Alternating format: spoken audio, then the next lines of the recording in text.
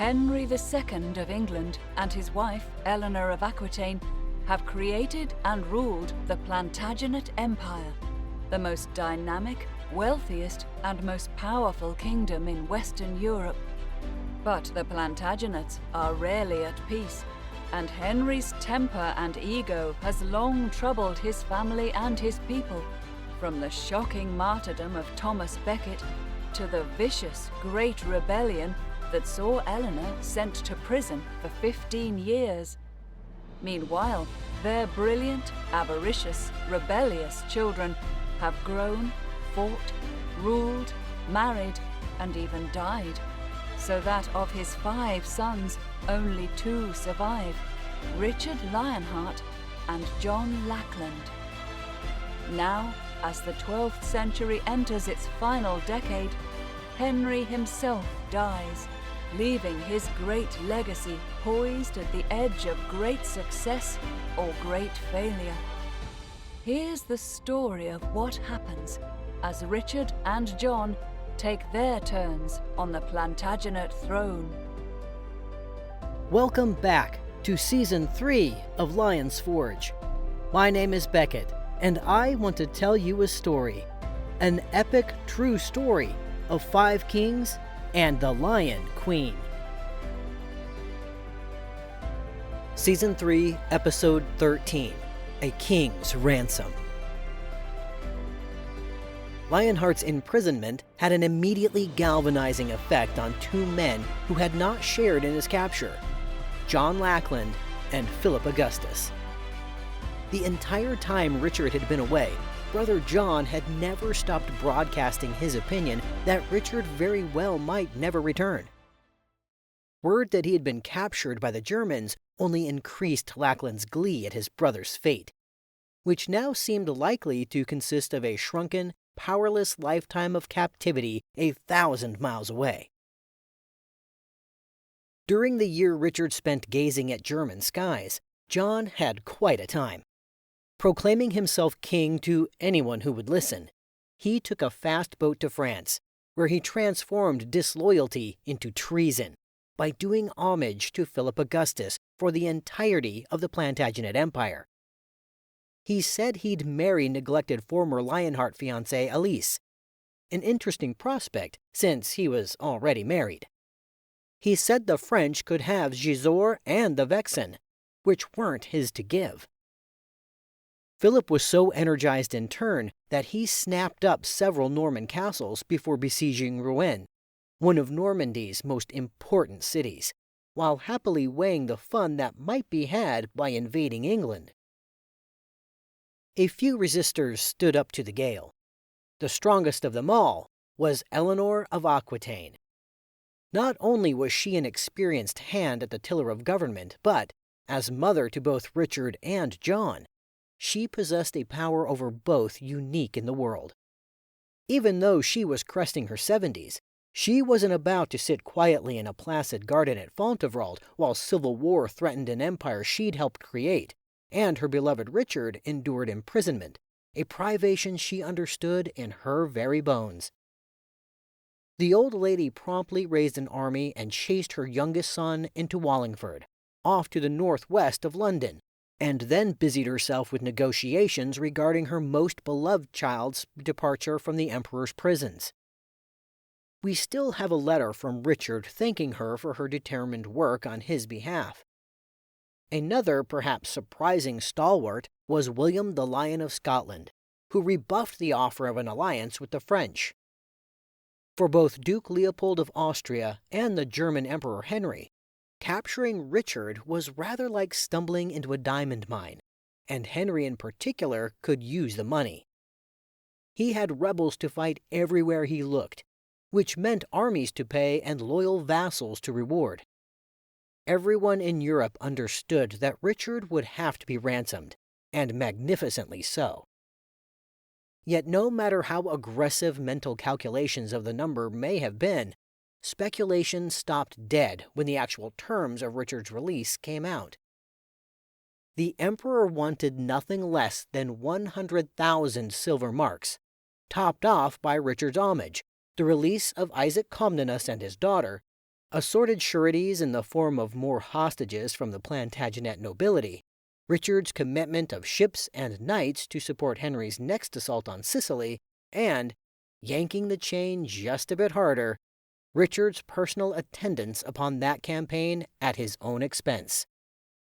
There were also deadlines to be met, with half the total due the following autumn and the other half by the February after that. Failure in any regard meant that Richard would go back to Leopold. One does wonder if Lionheart in turn thought of an August day not too long past when he had been the one waiting for another ruler to hit the right marks on the calendar with caravans of gold. The money itself wasn't entirely unprecedented. Richard had demanded far more from Saladin to release the hostages taken when Anchor fell, but that sum covered more than 2,000 captives. For one individual, this king's ransom was on a scale that made a man suck in his breath when he heard of it. Historians differ as to how much 100,000 pieces of silver in the 1190s would be worth today, but no one thinks it was petty. Frank McLynn puts it at better than $2.5 billion. Everyone agrees it certainly represented a towering percentage of all Plantagenet income at the time. Henry of Germany may not have planned on bankrupting the Plantagenets, but he looked to have made a good start at doing just that. Every bit of that fantastic sum would come from the same source as all other money destined for royalty: Richard's subjects.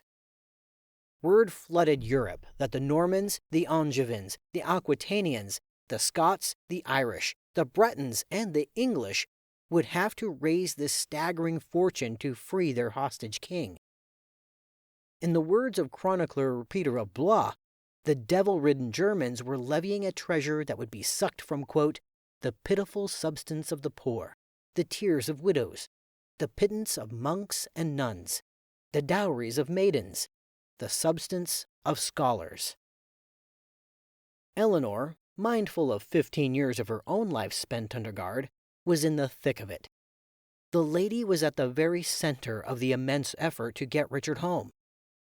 She hired messengers and tacksmen for every town, every county, every province in the Plantagenet world to funnel silver into the vaults of London's Cathedral of St. Paul. She was 70 years old by now, but no matter. The chronicler Richard of Devizes still found her unwearied by any task, provoking wonder at her stamina. The well-off were taxed a quarter of their income for Anno Domini 1193, and the truly rich were expected to pay not only their assessed share, but to volunteer to pay even more. Churches handed over priceless objects gifted to grace altars in better days. Abbeys turned over their wool and wheat.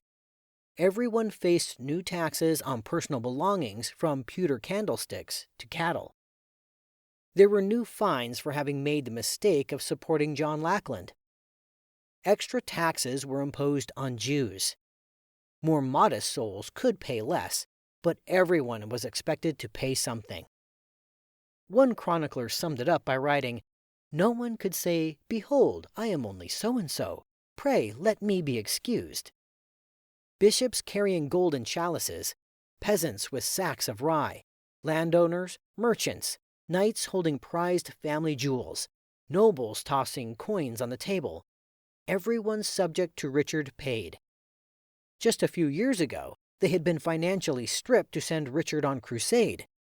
Now, they were being taxed even more to bring him back. An uglier reality, given the times, was that hostages were demanded as security for full payment. The despised former Chancellor Longchamp was called back from exile to deal with this unpleasantness, which required rounding up bishops, barons, and notable heirs to the great estates, including children, to be led off to Germany and left there until the ransom was fully paid. The widespread anguish over this prospect pressed everyone to even more frantic efforts to raise the money. Parents much preferred sending silver coins and family jewels instead of firstborn sons and marriageable daughters. Reality thus intruded upon what had been John's fevered dream of becoming king. The arrival of the emperor's ransom demand meant that Richard could be coming home after all. There's a story that Lackland conceived a plot to keep the taxman from collecting his brother's intended ransom by forging official seals so he could pilfer funds intended for the ransom coffers. It didn't work. The rivers of money destined for Germany couldn't be diverted. Given that it would take time for even the Plantagenet world to find, collect, and transport 30 tons of silver, Richard would have to wait it out. But Longchamp, in addition to his unhappy role as hostage-taker, dealt directly with the ransomers to negotiate the terms of Richard's captivity. He made a good job of it. Lionheart was granted considerable freedom of movement, and the Germans agreed that once the first 70,000 silver pieces were delivered, Richard would be free to leave altogether. Thus, after the first few slow months, which included a thankfully brief stay in forbidding Trafal's castle, he moved in tandem with the imperial court, spending most of his time in the sophisticated comfort of Speyer, where Bernard of Clairvaux had won over the Germans at the beginning of the Second Crusade, or the ancient city of Worms, already well into its second millennium when Richard was there. This happy outcome also owed something to growing warmth between the emperor and the Plantagenet king. There was a nasty crisis brewing in Henry's country over the death of a ranking German bishop, a crime that echoed Canterbury a quarter-century before. There had been a violent argument over who should be the Bishop of Liege, the Church's choice or the Emperor's. The winner, who was not Henry's preferred candidate, was soon after murdered by 3 German knights, and it was widely believed that the Emperor was behind the bishop's death, just as Henry Plantagenet had been thought the fist behind the death of Thomas Becket. Germany wasn't England. The English may have been most disturbed by Becket's death, but they didn't plot revolt over it, while dissent in the Holy Roman Empire readily boiled up into real civil war. Richard stepped into the soothing role of mediator between the emperor and the church. He didn't act on mere sympathy for a fellow royal. Richard wanted to ensure that Henry would feel no need to go to the French for aid against the German rebels, since that deal might very well include a French dictate that Richard spend the rest of his life in prison. Lionheart did well.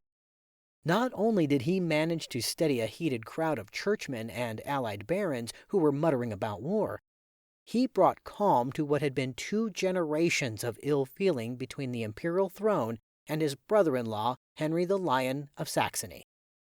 By this point, the summer of 1193, 6 months into his confinement, the emperor's esteem for Richard had produced a remarkably open-handed incarceration. One might not know it reading a poem Richard wrote for his half-sister, Marie of Champagne, which moans, "Now I know for sure a dead man or a prisoner has no friends or family." The self-pity was far more melodrama than fact. In truth, he enjoyed extensive meetings with delegates from his kingdom, visits from numerous friends, and even the import of his favorite hawks so he could hunt across the emperor's fields. Richard took advantage of contact with his ministers, quickly offering a 6-month truce to his traitor brother John. It wasn't kindness, it was strategy, possibly recommended by their mother, freeing his government to raise cash rather than fight another Plantagenet family feud. The one person he apparently didn't bother to contact was his wife, poor Berengaria. Back home, Richard loyalists were doing their best by their captured king. The Earl of Leicester put down the French attempt on Rouen. Eleanor suppressed a rebellion in the Aquitaine, a local war smudged with Philip Augustus's fingerprints. Philip's mood was increasingly dour. Not only had his efforts at unseating the Plantagenets in Normandy and the Aquitaine gone badly, but his supposed ally, the German emperor, was becoming alarmingly friendly with Lionheart. The emperor wrote boastful letters to Philip, making much of the pleasant congeniality enjoyed between royal jailer and famous captive, even declaring that he wanted to make Richard the King of Provence, an interesting proposal given that Henry had no control of the land in question. Philip genuinely feared that the Germans and the Plantagenets were on the verge of swearing their own pledges, and Henry was perfectly happy to let him think so. Philip certainly had his hands full just now. After 3 years as a widower, he had just married a Danish princess, Ingeborg, apparently in the fond hope he'd gain her father's support for French dreams of an invasion of England. There seemed no reason the lady shouldn't please. She was described as a maiden of great beauty and innocence by a French observer. Be that as it may, a blunt summary of the marriage on day 2 would be utterly disastrous. According to the seemingly bewildered chroniclers, Philip, for unknown reasons, staggered from the royal rooms the morning after his wedding night, pale and trembling, and refused point-blank to go near his new wife again. Loyalists maintained he stumbled into the too little too late discovery that she was a witch.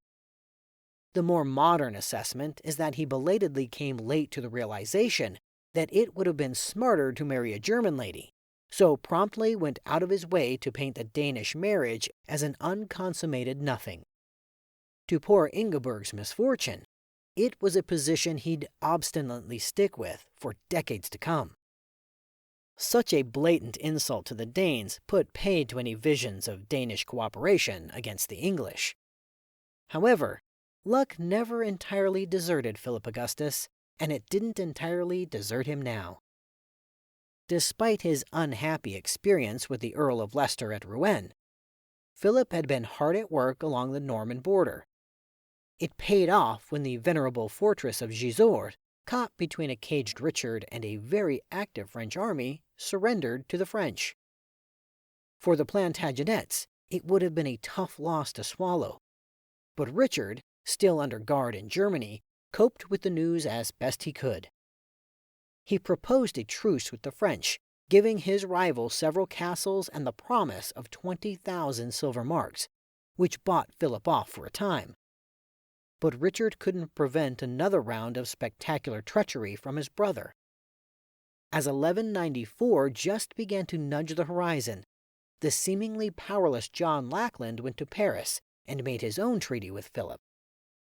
Philip had to know John had no authority to do what he did, but he signed the papers with a straight face anyway. Given that John turned over all of Normandy east of Rouen, other smaller territories, and 10 major castles. It was nothing but destructive Plantagenet DNA on full display. A Plantagenet prince willing to gut the Plantagenet Empire if it would smash at a brother for whom he felt equal parts envy and hatred. Lackland didn't even get anything in return except a kiss of peace. The French court must have been in ecstasies. Gisors, castles, 20,000 silver pieces, half of Normandy, and all without lifting a finger. John and Philip would go even further. They knew that the heavily armed ransom convoy, accompanied by Eleanor, anxious to see her boy, was nearing Germany's borders as Christmas of 1193 approached. The emperor, who awaited the treasure with delight, had in turn duly announced that Lionheart would be released on January 17, 1194. Then messengers suddenly arrived in Spire, feet half frozen, clothes sodden from incessant snow.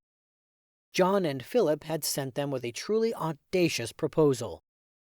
The two of them would pay Henry themselves if Henry would hand Richard over to them, or at least agree to keep Richard in Germany for another 8 or 9 months, until the 1194 campaigning season ended.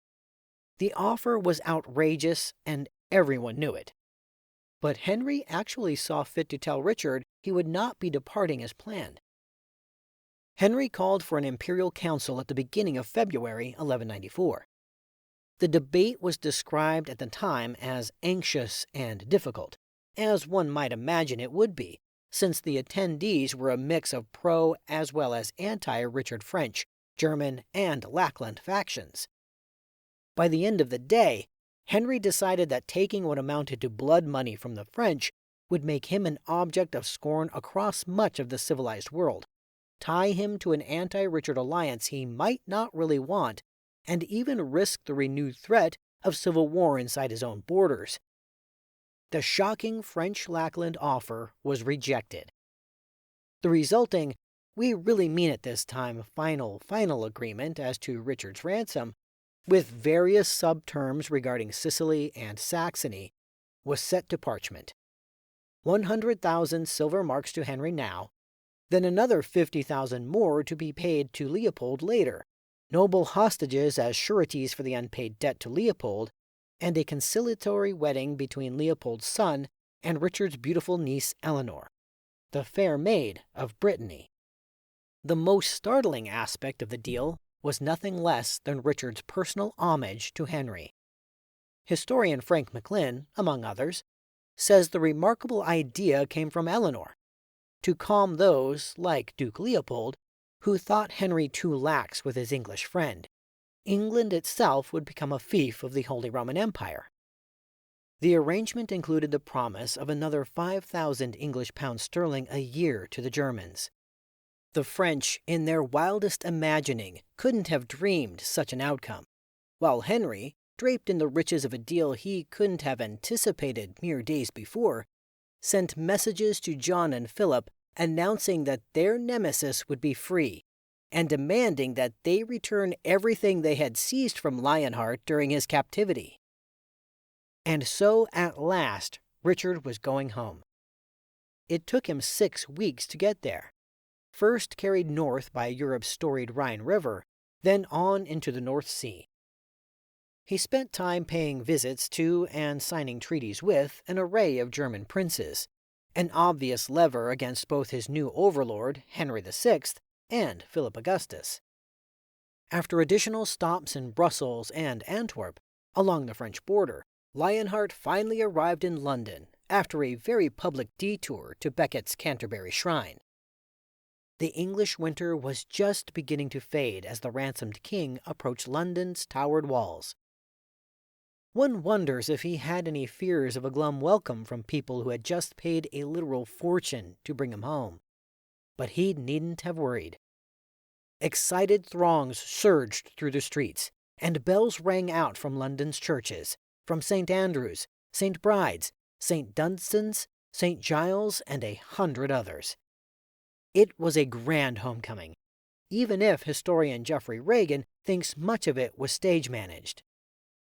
Brother John forgot to make an appearance, but William Marshall skipped his own brother's funeral so he could personally express his pleasure at Richard's return. French spies were so taken with the acclaim Richard enjoyed in the streets that they wrote about it in their dispatches to Paris, while German observers groused that their Henry obviously could have wrung more ransom money from the evidently enthralled English citizenry. Richard may have cost his people a fortune, but they seemed willing to have paid it. As for his former captors, no one could know it at the time, but the spectacular vow of homage that made England a German fief never came to anything. It ended entirely on Henry's deathbed, when he released Richard from the vow. As for Richard's equally spectacular ransom, there's little clarity as to how much was actually paid. Frank McLynn believes Duke Leopold got the worst of it, collecting no more than a fraction, while being excommunicated for imprisoning Richard, a crusader. He then developed gangrene after his horse fell on him.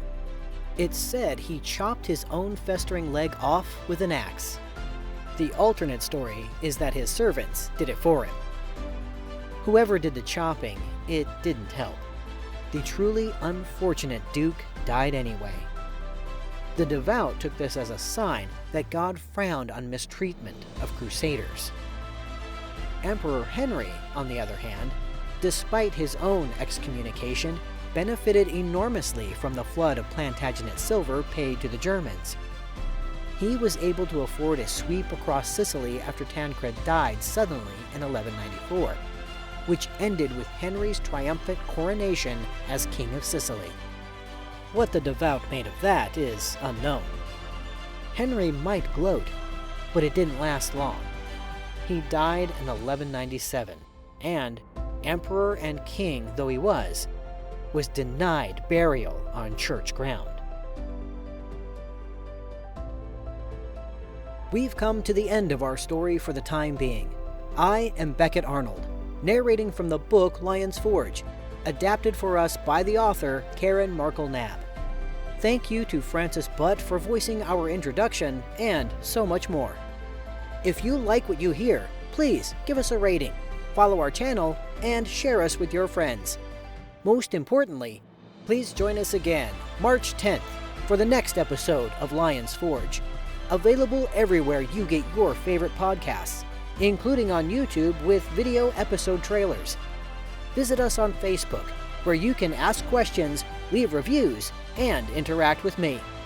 Until next time, thank you for listening.